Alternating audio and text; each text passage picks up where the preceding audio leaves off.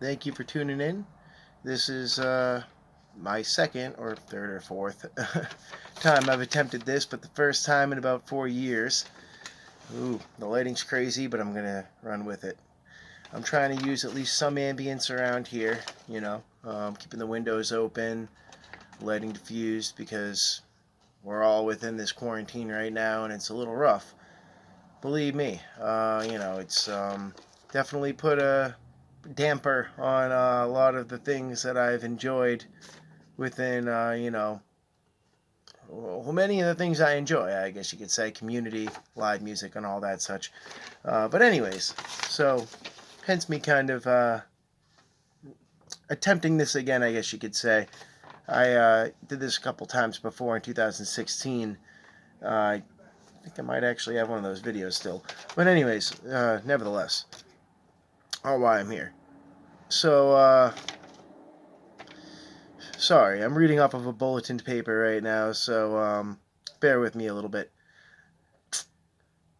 But I'm not monetizing on this at all either. Caught the bullets. Anyways, um,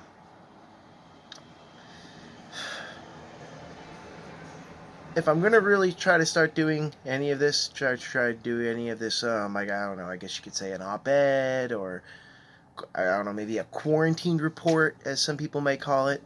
Uh, this is kind of the theme that I'm going for right now, because all these podcasters and all these podcasters and video people that had amazing studios now they have no access to them, and I'm not saying that's not good at all. That's not the way things should be, but I mean, kind of levels the playing fields, I guess you could say, for the time being, and I'm not trying to get hits or anything else like that. I'm just trying to record this. I'm most likely going to be looking back on this myself. Anyways, so that brings me to my next point, which, if I'm going to be continuing this, needs to kind of be a root point. That any of you listening to this here right now is I am a and I also don't know what correct way to pronounce this, but I am a reluctant solipsist.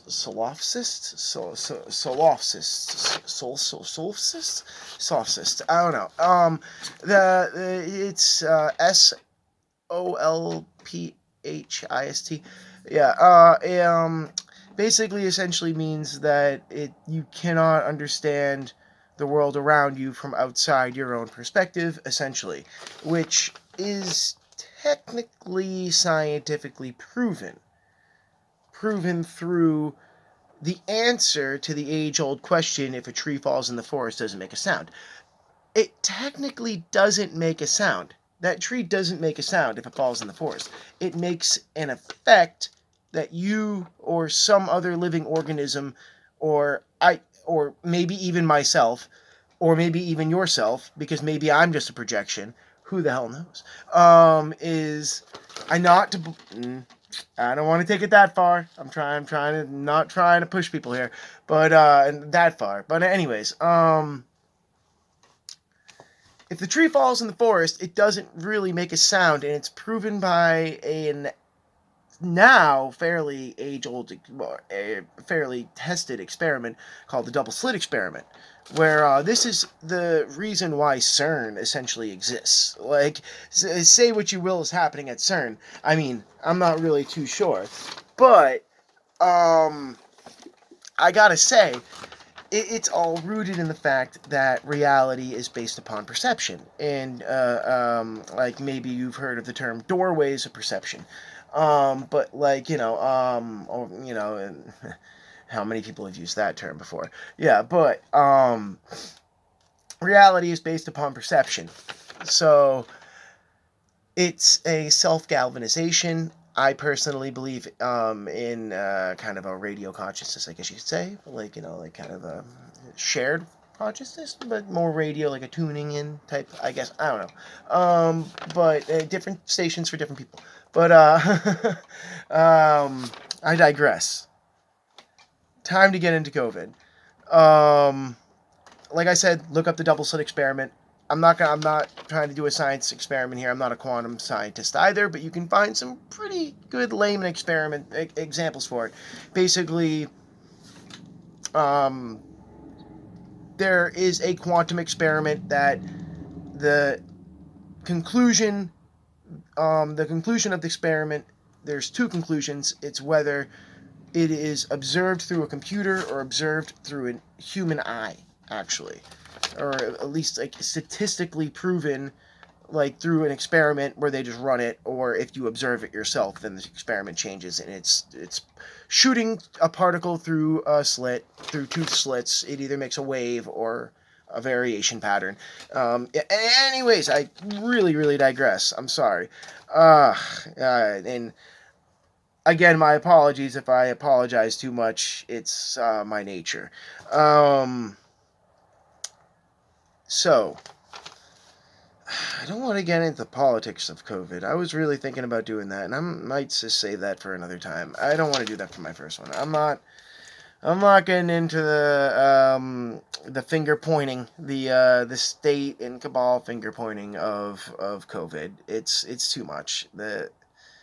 If you start to really just delve into it a bit, you realize that it's finger pointing between the United States and China, and it really just looks like a cabal shaking hands while they're finger pointing at each other. I mean, it kind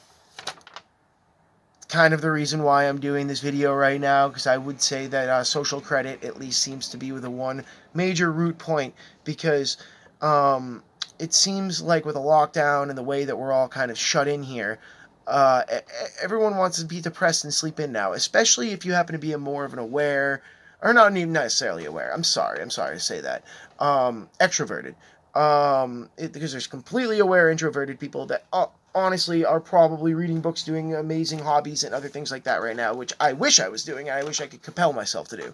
But I'm normally out amongst the people, and it's hard right now. So some days I do find myself depressed and kind of just sleeping in, being like, ugh, and that's not healthy at all. Like, and I guess you could say you have to standardize the care being given right now, but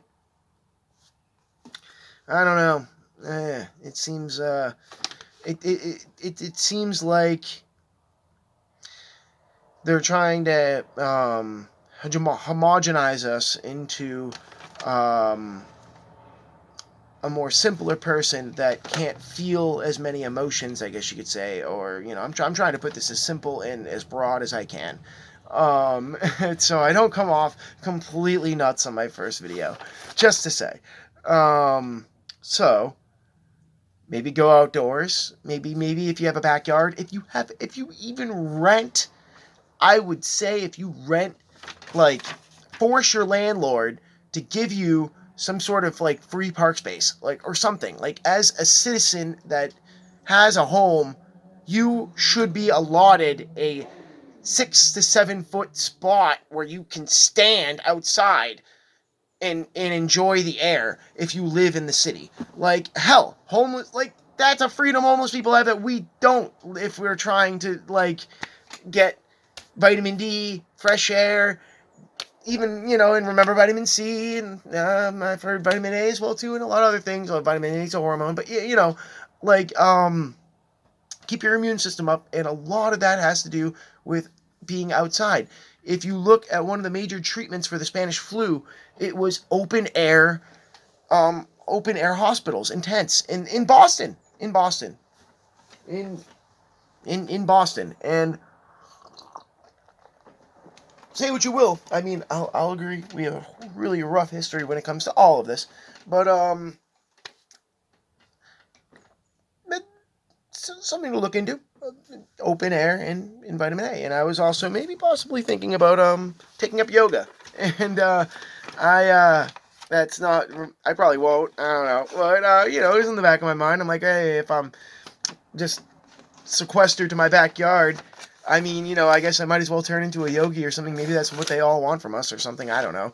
Like, or at least from the people that want to at least survive and tune into this new frequency they're shooting out to us. So, anyways, gonna leave you guys up on this one.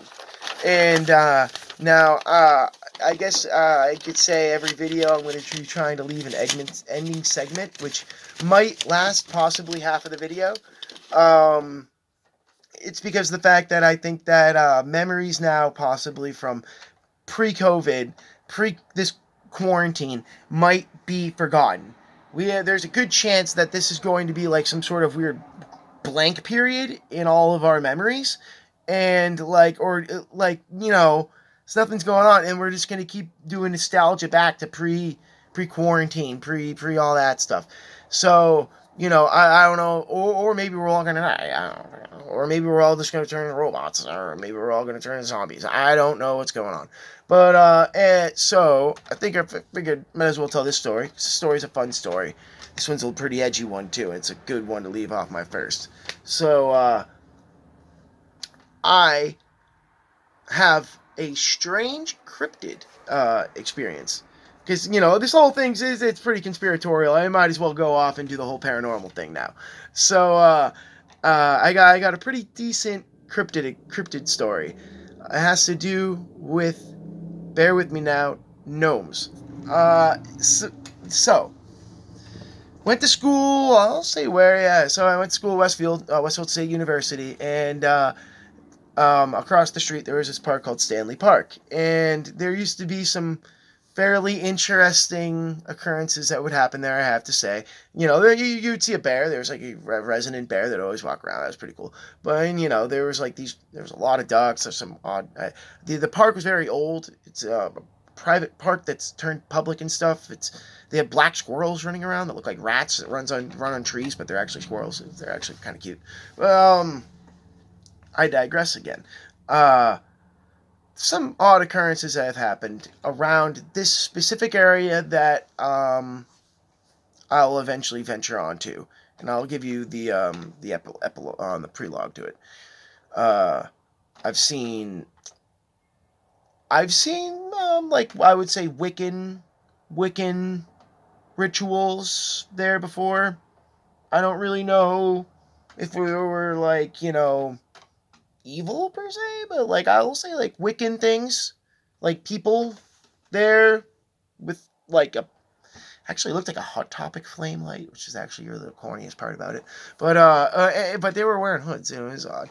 I've seen that in the woods because I was out in those woods every other day smoking bowls. Yeah. There was a kid that hung himself in this same hill.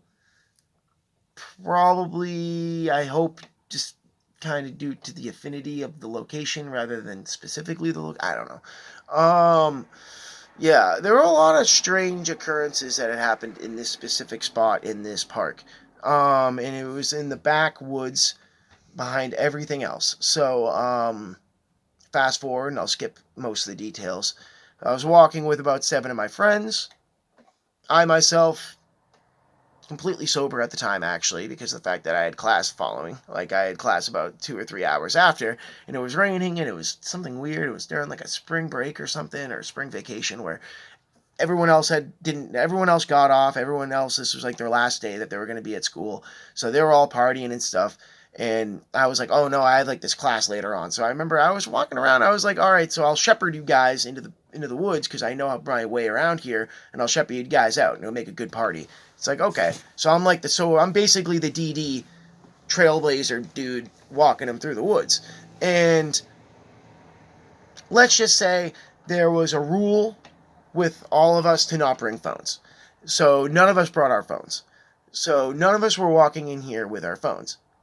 Which apparently this story ties into, people have told me later, it has to do with the metals that we're carrying on us. None of us were carrying strange metals. Anyways. So, we walk in, deep starts to rain. This is in the spring. It's, like, very, very vibrant outside, but, it's very earthy. And it starts to rain, starts to get cold. It starts to be a cold rain. All my friends start to freak out. They're like, okay, we got to get back soon. All right, what's the fastest way out of here?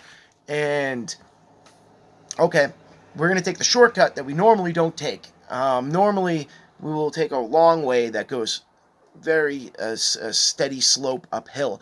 This one, let's just shoot straight uphill. there's this path I know about. Let's just go up this path. So we shoot up this hill path that runs next to this area called the Reeds. We used to call this big, tall reeds next to a wooden platform in the middle of Stanley Park, Massachusetts. And we run up this steep hill, which was it was steep to a point where it flattened off and then kind of went up again. And I knew what hill we were on because I remember this was kind of late in my school year, and I remembered all the stories and the things I'd seen around here. There's also emergency shelter where people used to sleep and live up there. That was the third point. Yeah, all right. So I was like, okay, this is next to the emergency shelter, which kind of like is cueing everyone, like, hey, that's the sketchy spot.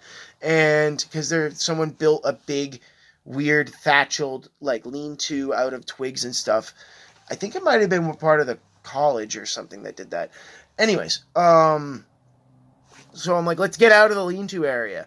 And I look over to the left, and now I don't expect you to believe me here, but I look over to the left during this rainstorm while all my friends are trying to scurry up this muddy hill, and I see these huts, and there's about 6 of them, and they're in the woods on a flat area, and there's like these little huts, about like that tall, about that tall.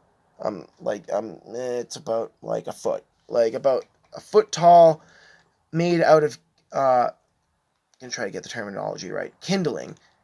The thatchels were made out. The huts were made out of kindling, about maybe like 500 pieces each. Like if you've ever played with Lincoln logs, imagine a Lincoln log hut, but vertically straight. Like and no, it wasn't like they were like kind of just stacked like perfectly, like architecturally made. And I was like, and the roofs were made out of tinder, and they had pine needle roofs, and there were about 6 of them, are all kind of scattered too. Like it wasn't like they were lined up. They were all kind of, it's like plop plop plop plop plop. Like it looked like something you would see out of like some video game, like Age of Empires or something. Like it would look like it was like plop plop plop plop plop, like 6 of them. And so I'm at first thinking that I'm just seeing something. I'm like, it's like a pile of leaves, and like I walk up to it, and like those are 6 pile of leaves. Like I walk up to it, yeah, they're real. I like touch them, and my friends are running up the hill. They're yelling at me now, and I convinced 2 of my more open-minded friends, I guess you could say, actually, funny enough, to come down the hill. One of them saw it, ran straight up the hill, because he was already kind of pretty much out of his gourd, because he's day drinking and stuff. And I'm like, okay, dude, just go. So the most coherent friend that was with me, I'm not gonna say his name, I guess, but I'll make up a name, Dan. Dan was like, hey, that's kind of fucked up. And I'm like, yeah, what is this? So you're seeing this too? You're seeing these huts? He's like, yeah. Huh. And I'm like, well, let's look inside. And I look inside, there's these little eggs. These little, like, rocks. They're, like, perfect little, like, they look like eggs. They look like stone eggs. And they were laser cut flat. Like, flat. And then I took one, and I felt this insane horror that I've never felt in my life. It was a feeling of pure dread, a feeling of just insanity. Like, holy shit, I'm going to die if I take this, or it's going to disappear, or something, or I'm cursing myself. This is a curse. And I thought, I'm like, I don't have my phone on me. I don't have any way to prove this. I'm like, something could happen. I could get hit by lightning on the way out of here. I'm like, what is... So I'm like, I'm going to put this back. And I'm going to come back here with friends in an hour. Gone. I did. And it was gone. And I came back with Adam. And both of us were saying that was there. We know this was there. And, he's a little he's a little less fringy, I guess you could say, than me. So but he will admit that that happened. And I got a couple more of those stories up my sleeve, and a couple good ones, anyways, funnier ones, ones that don't have to do with paranormals. But yeah, I like to leave one. I like to leave a story like that off, maybe for the second half, if I can, just to lighten the mood, because you can't just keep talking about politics all the time. You gotta. All of us are saying that you got to clear our heads, and it's a it's a it's a brave new world right now. It really is. It's starting to the brave new world is starting to finally become apparent between our eyes, and um, we cannot jump without us believing that's what we want to do. If you need to make a jump, do not do it because you feel forced to. Do not do it because any jump. I'm talking a metaphorical jump. Any jump to do something, whether it's any new thing, we have to kind of look in we have to have forethought here. This is if we've ever had forethought, even as an individual, you have to have it now, and trust in yourself, I guess, too. Trust in yourself. Trust in yourself. Yes, have forethought and trust in yourself.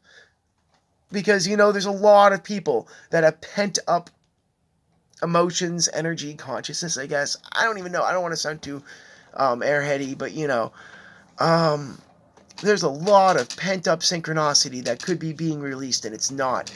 And know that you are not alone in that, and that maybe somehow you can tap into that.